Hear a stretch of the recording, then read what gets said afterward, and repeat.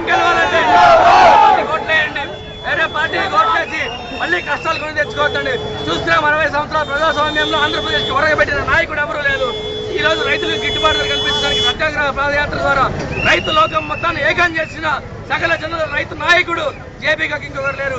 కాబట్టి జేపీకి పట్టం కట్టి మన గుడిలో ఉంటున్నటువంటి ఒక నాయకుడిని, మన గుండెల్లో ఉన్నటువంటి నాయకుడిని అసెంబ్లీలో గుడిలో ప్రతిష్ఠించండి.